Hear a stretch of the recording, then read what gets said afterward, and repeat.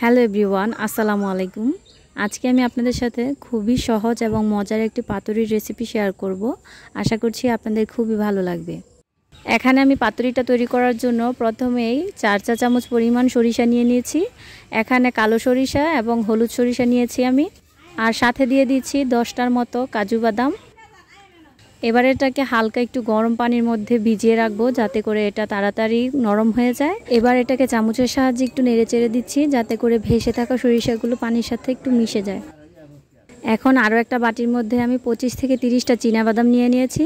এখন এটাকেও হালকা গরম পানি দিয়ে ভিজিয়ে রাখবো যাতে করে এটা তাড়াতাড়ি ফুলে ওঠে।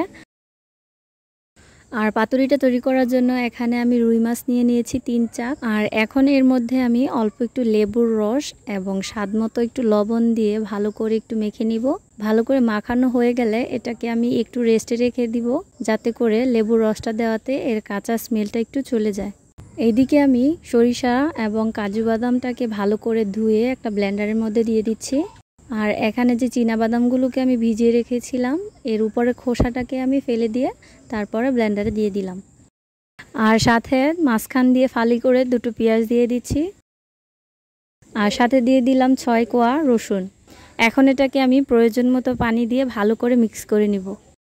এই যে দেখতেই পাচ্ছ সরিষাগুলো খুব ভালো করে মিক্স করা হয়ে গেছে।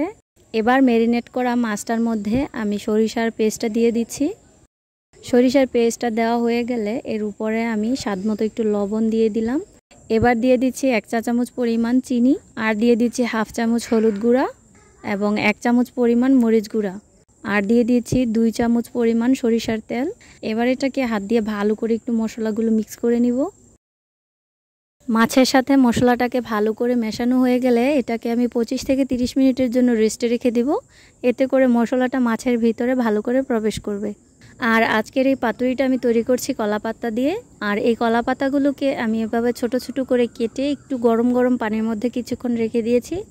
আর এখন আমি একটা কলাপাতার উপরে অল্প একটু মশলা রেখে দিচ্ছি, আর এর উপরে মাছটাকে দিয়ে দিব।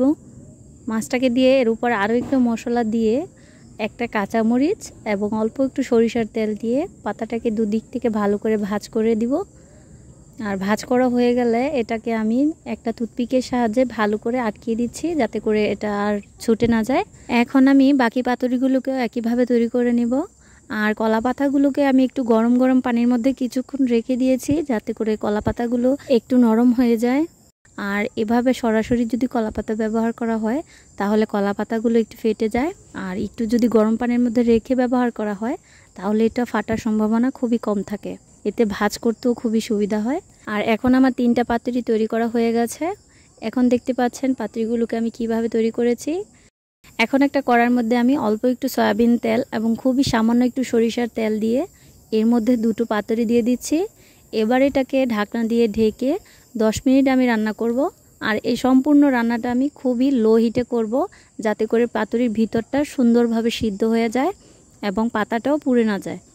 10 মিনিট ভালো করে ভাজা হয়ে গেলে আর এক পাশ আমি ভালো করে উল্টে দিচ্ছি, আর এই পাশটাকে আমি ঢাকনা দিয়ে ঢেকে আরও 10 মিনিট ভালো করে ভেজে নিব। যেহেতু পাতুরিগুলো কলা পাতা দিয়ে মোড়ানো তাই এই পাতুরিগুলো ভাজতে বেশি একটা তেলের প্রয়োজন হয় না, খুবই অল্প পরিমাণ তেল দিয়ে এটা ভালো করে ভাজা হয়ে যায়। এখন আমার পাতুরিগুলো ভাজা হয়ে গেছে, এবার এটাকে আমি নামিয়ে নিচ্ছি।